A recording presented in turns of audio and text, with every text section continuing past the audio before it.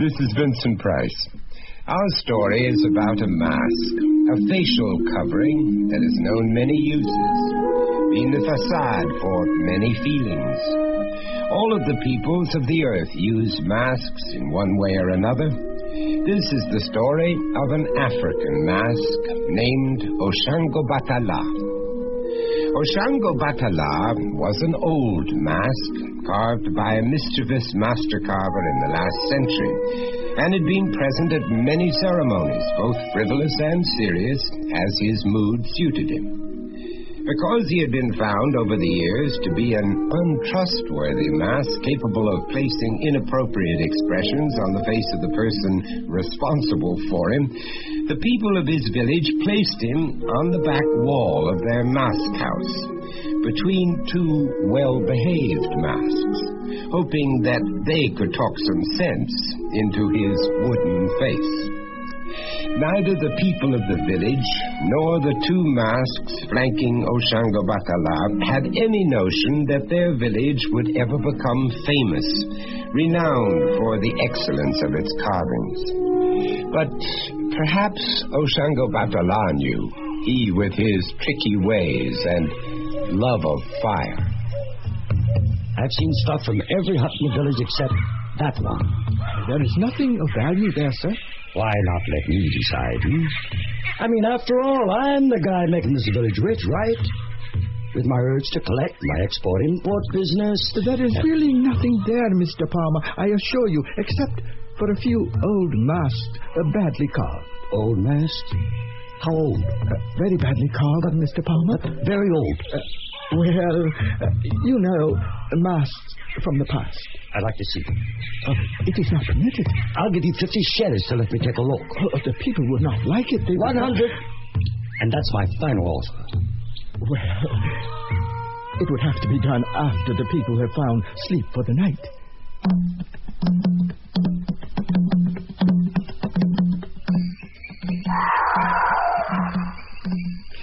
Mr. Palmer. Yeah.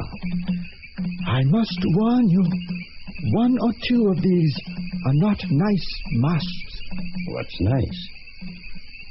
I felt I should warn you. Okay. I've been warned. Too bad sometimes that we can't see beneath the surface, go behind the beyond, understand the personalities of those faces we call masks. And that's how we begin our story.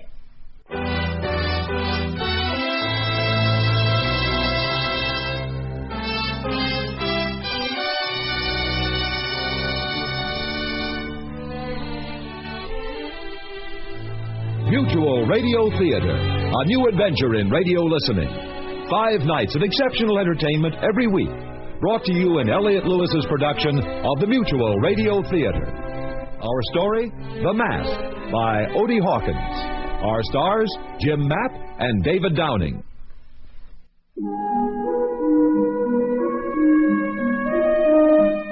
Ralph Palmer, entrepreneur, veteran of 1,000 business deals, finds himself in search of another bargain in a remote corner of Africa. It will be interesting to see what the ultimate profit will be. Mr. Palmer, over here. Talk about dark night. Please be quiet. The people would be very disturbed about this if they found out. Do you have the 100 shetties? Do you have a flashlight? Yes, I have a torch. We must wait until we are inside the mask house. You have the money. Do you know something, Bruno? I kind of get the impression that you like money. I like the options that it offers. After all, I am only a poor, corrupt village official trying to feed a large family. Seems like I've heard that somewhere before. Here, you want to count it? Oh, I trust you. Now, come, follow me closely. We will have to circle behind the village. Here, push gently.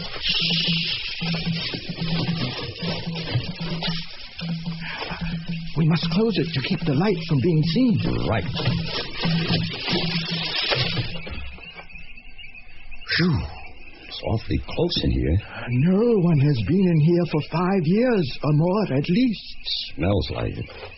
Let's have some light. Over here. Shine your light over here. Oh, good Lord. These are incredible. Incredible. I thought you said they were badly carved. Perhaps not so badly carved, but they represent... Here, shine your light over here. On that one. Yes, that one. It's magnificent. That is the trickster mask called Oshango-Batala. I want it. I have to have it. Why are those two masks on each side facing us? They are talking to him, asking him to behave. Mad guy, huh? I love it. Have to have it. Please, Mr. Palmer, we must leave. We cannot stay. Someone might discover us. Bruno, I want that mask. Now, who would I have to see to make a deal? That one is not for sale. There is no one who you can see to buy that one, especially that one. You don't understand me too well. I want that mask. And I'm willing to pay for it. Now, who should I talk to? Please, Mr. Palmer, we must go. I'm not leaving here without it. But you don't understand. I'll give you 200 cheddars to help me get it out of here. And I'm not going to bargain with you now. That's my first and final offer. I don't want Look, to... let's be sensible. Now, you need money to feed your large family.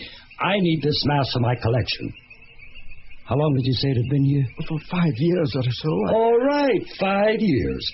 It's a cinch that it might not be missed for another 5 years or so. And by that time, no one will know what happened to it. The mask will know. Okay, the mask will know. Big deal. It'll be hanging on the wall in my den. Good light, pleasant surroundings, and... did you say 300 shillings? No, I said 250. Now, give me a hand. Help me take it down. Do you have the money now? Of course not. I'll give it to you when you get back to the hotel. Here, hold that light steady. Ooh, this thing is really heavy. Someone comes.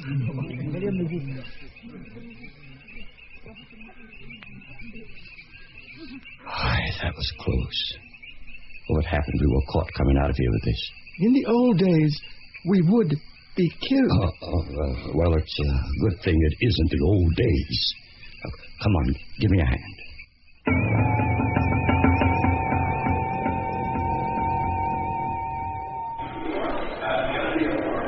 Paging Mr. Palmer. Paging Mr. Ralph Palmer. Please come to the message desk, please. I'm Palmer. Do you have a message for me? Yes. Here you are, sir. My husband, Brunkaingai, asked that I send you this before your departure. My husband is in hospital, suffering from burns on his chest and arms.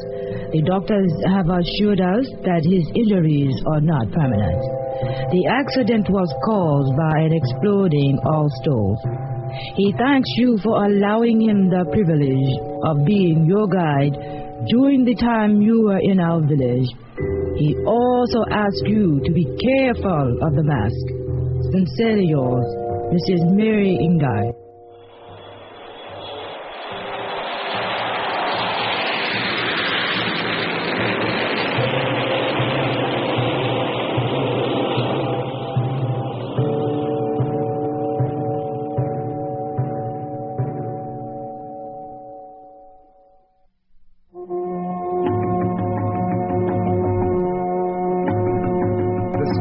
Oshango-Batala, the mask, continues. Ralph, I'm telling you for the third time, that thing winked at me, and I want it out of this house. Oh, come on, Yvonne. Now be sensible. How could a wooden mask wink at you? That's a good question, Mom. How could a wooden mask wink at you? Yeah, Mom, how could a wooden mask wink at you? Okay, you guys. Maybe it didn't wink at me, but it did something else. I was lighting a cigarette yesterday in the den, and the light flamed up suddenly, and the eyes in that thing seemed to light up, too, as though it were happy to see the flame. In addition, I almost had my eyelashes singed off. Well, who knows? Maybe it's the kind of wooden mask that gets excited when it sees fire. Well, maybe you ought to wear shorter eyelashes, Mom. You know what I can't understand, Dad? Why is it with all the beautiful African lady statuettes, you'd have to come away with the face of a dirty old man with brass tacks around his mouth? Now who's talking nonsense? Eric, I'd have to give you a question. Very careful consideration. But seriously, Yvonne, what's really the problem with you, huh? And this particular piece? I mean, after all, we have at least 20 or 30 other masks around the house. Oh, what's so disturbing about this one? I don't know. It's grotesque. That's what it is. It's grotesque. Look, Max is dropping in this evening, remember? The last thing I'd like to have is a Major League collector come into a family that's panning the products. Major League collector, minor league collector, or whatever. You've got to do something with that thing. Now, why don't we get back to this tomorrow, Put it on hold, okay? Whenever. But let's have it clearly understood. I want it out. Hark! If I'm not mistaken, our Major League collector is here. Open it, will you, Adrian? Max seems to pop in a better mood when you open the door for him. It's Mr. Falcon. Hi, go right on in. Oh, my, Adrian, you certainly changed. Since last month. Well, Ralph, old stick, welcome back. Yvonne, I must say you're becoming more and more... Oh, come now, Max. You always say that. Can I fix you a drink? Yes, gin and tonic. Well, Eric, how's football treating you? So far, so good. I'll know when the season starts. Oh, I'm sorry about that. I've somehow formed the conclusion that American football is like the weather. It's always there, but no one can do anything about it. Thank you, Yvonne. Well, Ralph, I can tell from that devastatingly Turkish smile that you've got a surprise or two for the old Falcon, eh? Well, maybe I have, and maybe I haven't. Well, why don't we take a peek? Bring your drink. I placed the new pieces here in the den.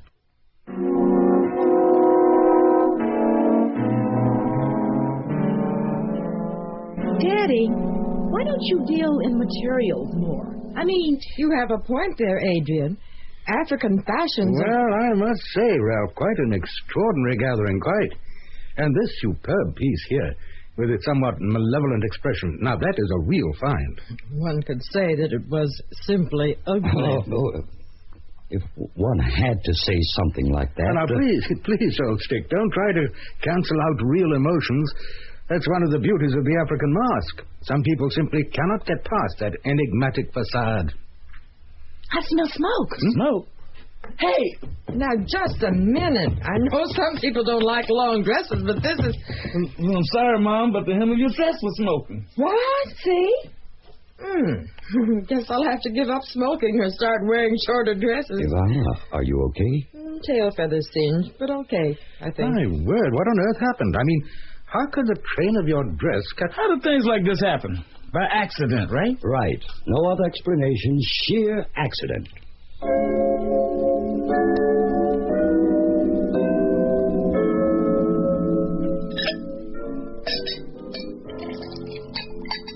Damn it, I can't figure it out. Life just seems to be one accident after another these days. Yvonne burning a dress last week, Adrian burning her hands on a skillet handle that she wasn't even over a flame. And now Eric's VW catching fire. This keeps up, we'll be needing our own personal burn unit. Mr. Palmer? Mr. Palmer? Who is it? Where are you? Look up here, Mr. Palmer. Me. The mask. Hey, no, don't give me that. Okay, Eric, that's enough now. Knock it off. I got a lot on my mind. I don't need this kind of distraction. This is not your son, Eric. This is Oshango Batala, the mask. I must be losing my mind. Mask don't talk. You're right. Not usually. But that's been one of my bad habits ever since I was carved. Wait. Before you say another word, let me stiffen my drink. I need it. There is no need to be afraid. I come in peace. Okay. Great. I'm talking to a mask all night. Then, Walden, it's telling me you're telling me that you come in peace. I don't understand. Now, what could you do to me? I could make life very hot for you. For the people around you. You could make life hot for me? For the people around me? Yes. I won't explain how, but I thought you should know that. I think I'm already aware. In that case, I won't have to spend a lot of time beating around the tree. I want to go home. Oh, come on, now be sensible. You've got a beautiful room with a view yet. Everybody admires... No, they do not like me. They hate me and they think I'm ugly and I want to go home. Now, just a minute. Can we put our heads together and reason this out? Don't really think so. Do what I say or suffer the consequences.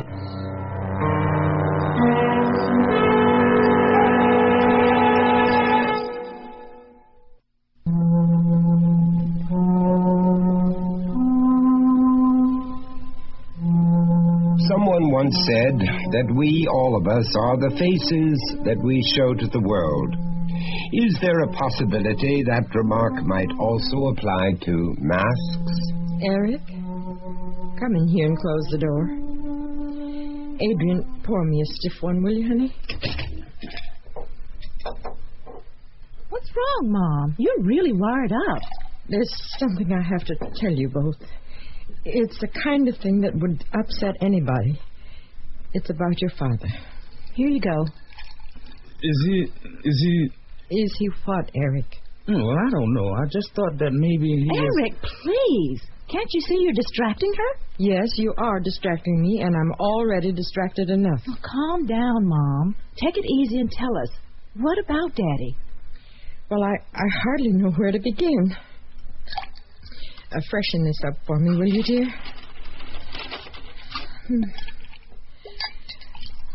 Thank you, Adrian. Oh, incidentally, how are your hands? Oh, they're okay. Doctor tells me that there's no problem. Purely superficial. The skin will renew itself in a few weeks. Could we sort of get to the reason for us being here?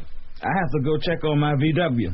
The upholstery looks like some Boy Scouts forgot to douse the fire. Okay, take a deep breath and listen closely.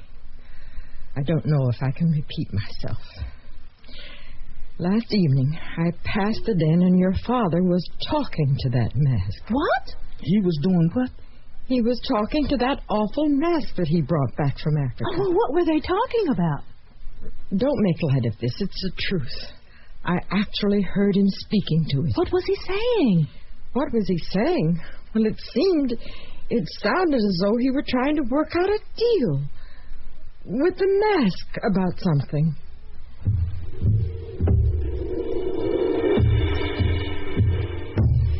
You know, in a way, I only had myself to blame for being caught in a situation like this. The Mask House elders have been warning me for years that I would be exiled if I didn't behave myself. What caused you to misbehave in the first place? Who can say, really? I've heard several theories. One of them is that the man who carved me blasphemed before I was done. Someone also said that the wood from which I was made had not been properly blessed. And there was another point of view which said that I was made from the wrong wood. How do I know? All I know is this. I want to go home. Well, haven't you heard? You can never go home again. What? I don't understand. What are you talking about? Nothing. Look, forget about going back. Now, just a minute. I think it's terribly unfair of you to be so stubborn about this. Not being stubborn. I just simply fail to see any advantage to your return. But you don't understand. I'll be back where I belong. That's advantage enough. You call being locked up in a dark hut an advantage? Yes. I'm surrounded by others who have my best interests at heart. Not like here, where people stare at me as though I were a freak. Oh, come on now. That would be the case almost anywhere. Let's face it. You are strange looking. I am not. I look exactly like the way I'm supposed to look. The people who are looking at me, talking about how weird I look, are the ones who look weird. You've got a point there. But look, why let these things bother you? You're the main attraction here. I don't want to be the main attraction for a bunch of idiots who think I'm ugly. I think you're too sensitive. Who thinks you're ugly? Your wife does. She thinks I'm ugly. She comes in here from time to time, stands in front of me and thinks, how ugly. Well, how do you know she thinks that? I can read her mind. You can read her mind? You can read minds? Well, not everybody's mind, but... What kind of mind do you read? Oh, I'd say the ones that have definite ideas, notions. Like, let's say you had someone standing in front of you, thinking in a very definite way about a matter that dealt with money. Could you read that? No, I'm not going to do it. I won't be a part of anything like that, no. You want to go back home, don't you? Yes, of course. I told you that. I do miss my wives. Your wives? Yes. You didn't meet them. They were sleeping in another section of our hut when you stole me. Oh. Do you realize I've aged 10 years at least since you've been here? Look at this wrinkle in my forehead. If you really wanted to return, you would listen to my proposition.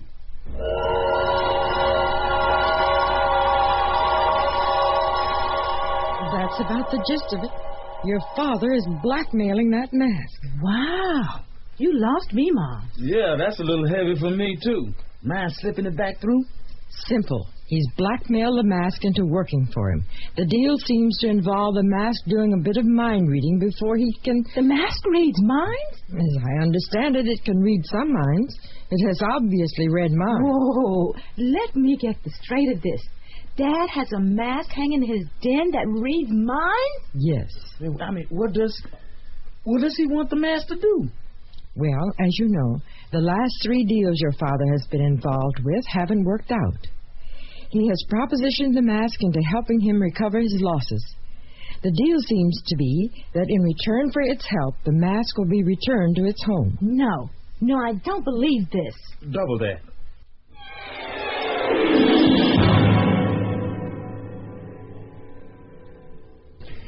Well, I'm quite pleased that you invited me over this evening, old sock. I've been wanting to discuss the Anderson deal with you. Where's the family? He lies. He is not pleased to be here. He'd rather be at home. The family? Well, Yvonne has a Wednesday evening backgammon group, and Eric and Adrian are playing tennis down at the club. Randy? Just a tot. Now then, as I understand it, about the Anderson deal, we're talking about a straight split down the middle. No silent partners, no backstabbing, none of the usual business practices. The rip-off has already been set up. He's going to ask you for another 5 thou to take care of a matter. Well, I'm glad we've had a frank discussion. It makes it easier for me to tell you that to finalize the matter, we urgently need, something in the neighborhood of 5 thou to tie everything up neat and clean. You know, when you're dealing with the kind of people we're dealing with, the bribe comes first. He lies. He has a gambling debt to be paid. Offer him 2,000. He'll take it. How about 2,000?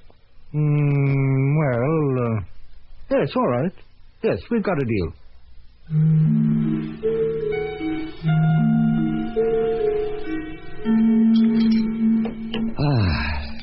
Nothing like a glass of fresh juice to start today. Dad, we know. About fresh juice? About your deal with the mask. A deal with what mask? Daddy, we all know. We've all heard you talking to the mask. Did you hear what it said to me? No. I didn't hear anything. Neither did I. What? What do you mean you didn't hear anything? The mask...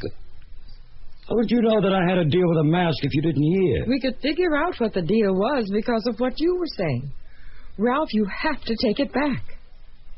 It's too soon. But, Dad, I heard you promised the mask you'd return it in exchange for help in reversing some business losses. We happen to know for a fact that the last 2 weeks have put us in another tax bracket. Give it a break, Daddy. Take it back. Are you people insane? Are you going to try to make me believe that a mask is responsible for my recent successes? Frankly, dear, I don't know. All I can see is that there is a connection between you and that mask, and I don't like it. Take it back to wherever it wants to go. I'll not take the mask anywhere, and that's the end of it. Well, I thought my family was a pretty intelligent bunch of guys. You really surprised me.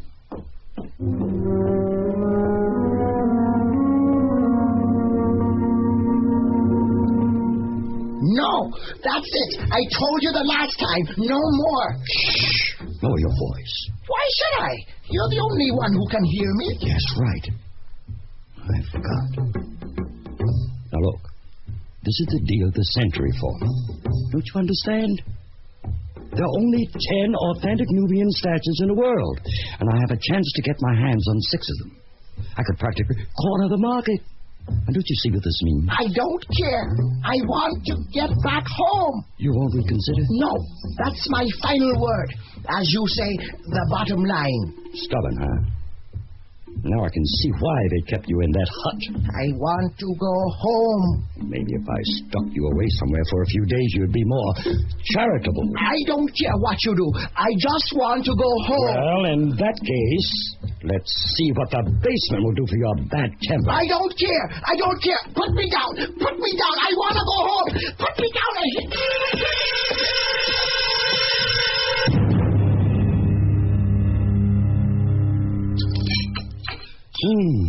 Now, that's what I call a real down-home southern fried chicken dinner. I'm glad you enjoyed it. I decided to make it for you to celebrate the disappearance of that mask. Decided to take our advice, huh, Daddy? Well, I thought about it, and it seemed to me that I was being a bit stubborn. I mean, well, it's only a mask. What did you do with it, Dad? Oh, I got rid of it. You know, the usual. What's for dessert? Peach cobbler. Great.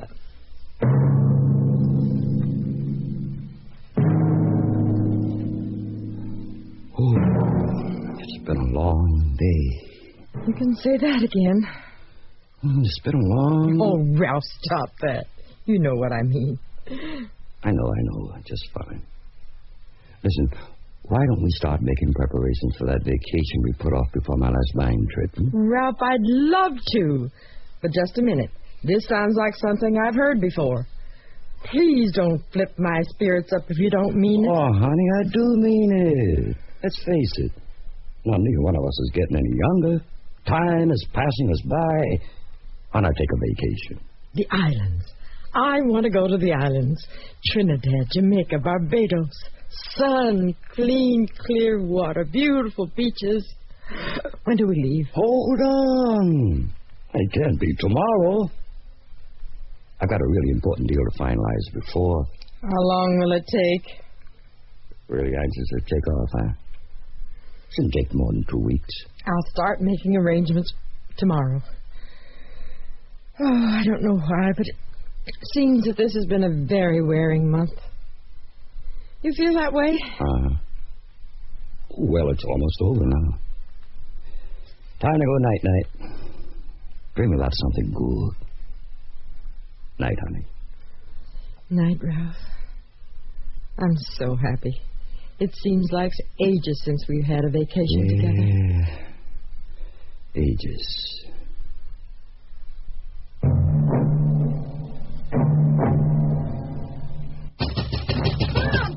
Dad, wake up! There's a fire! Open up! The house is on fire!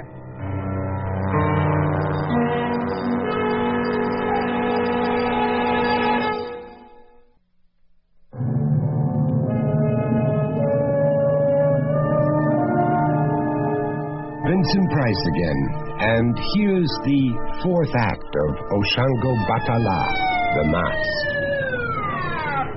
You were lucky, Mr. Palmer. Another 5 minutes and that fire would have swept through your place like I don't know what.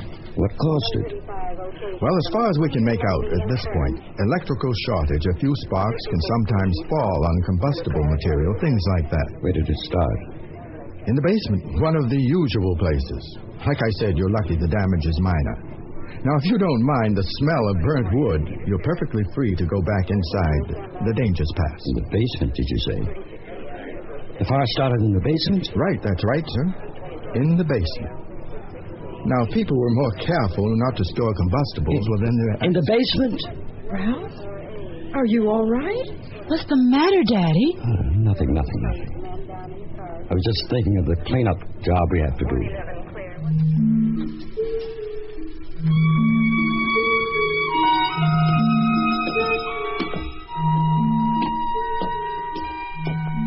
I thought you'd burned to a crisp down here. Nope. As you can see, I am still where you left me, and I still want to go home. Now, this is silly. You're being unnecessarily stubborn. Now, if you... No, I will not, and that's final. Now, you listen to me. You thick-headed chunk of wood. Ralph, what are you doing to...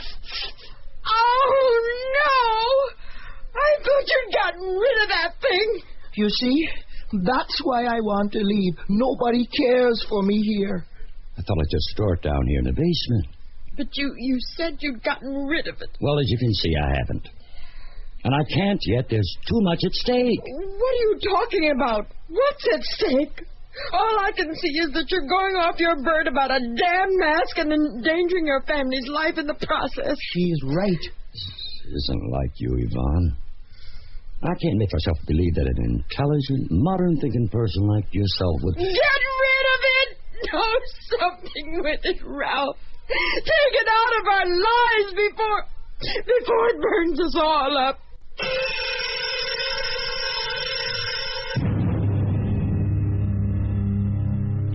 Well, I must say I'm quite surprised, old bean. Quite.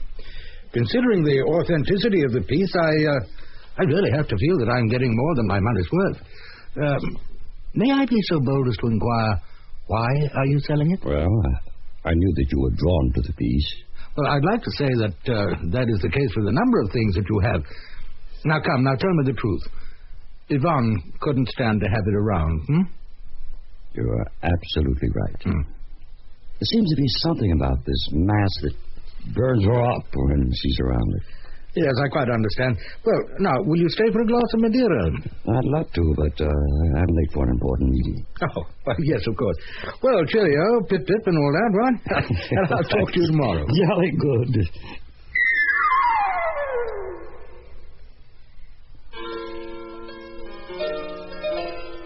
I want to go home. What? Oh, must have dozed off. Oh, too much Madeira, I suppose. I want to go home. What? No, I must be dreaming. I told Ralph Palmer, and now I'm telling you, Max Falcon. I'm bored here, and I want to go home. I miss my friends and wives in the mask house. My word, it's speaking to me. Yes, to you. I can't believe it. What's so unbelievable? I'm bored, I'm lonesome, and I want out. Well, now, just a moment, Mask. Now, I am not the sort you can order about. Oh? We'll see about that.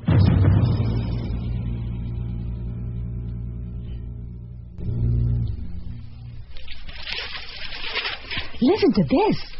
Author and well-known art collector Max Falcon, 62 years old, was taken to Bellwood Hospital for treatments of a heart condition. Mr. Falcon also sustained second-degree burns of his hands and chest. Mr. Falcon declines to offer any explanation for the presence of the burns. He's in satisfactory condition. Sounds like Mr. Falcon not at all with a glass of something in one hand and a cigar in the other. Ralph, did you sell? Yes, I hate to admit it, but...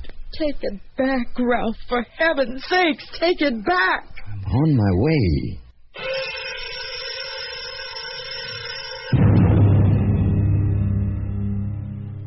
What?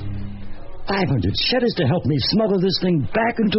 Please, Mr. Palmer, please lower your voice. Someone might hear us. Why should I pay you twice as much to help me return this as I paid to take it out? 2 reasons, sir. Inflation and the fact that I know where the mask house has been moved. What do you mean, moved? Periodically, the mask house is moved just to keep the mask from becoming bored or being in one spot. And I'm the one who knows which hut it is. Bruno, you're great. Here, you want to count it? Oh, no, I trust you. Come with me.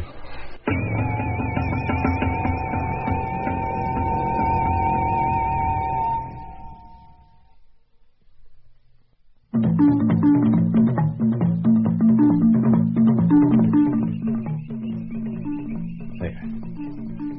That's done. Bruno, shine your light over in that corner. To your left. Yes, right there. Look at that. It's magnificent. Mr. Palmer, that mask... Stop. You don't have to tell me. Let's go.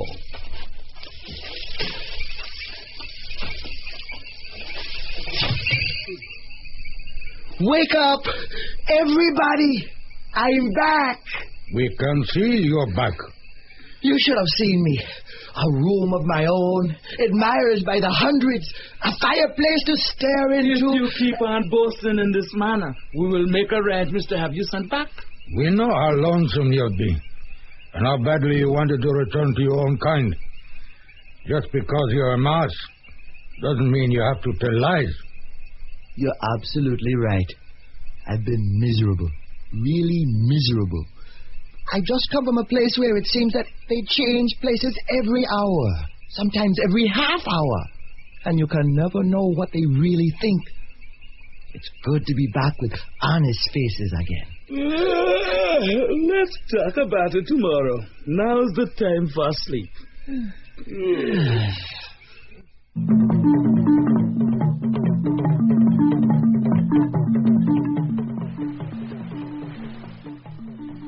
Oh, Ralph, this is so beautiful. The water is so blue, the sky is so blue. It's just what we needed. What are you smiling about? I was just thinking about Max in the hospital. How vulnerable he looked. He didn't offer the slightest protest when I suggested that the mask be returned. Ralph, do you really think that the mask was actually responsible for those fires? For Max's burns? No, I don't. Ouch. What's wrong? Back is sunburned. I wonder... Daddy! Check this out for me. There's this guy down the beach selling these masks for $5 each. What do you think? Take it back. Take it back!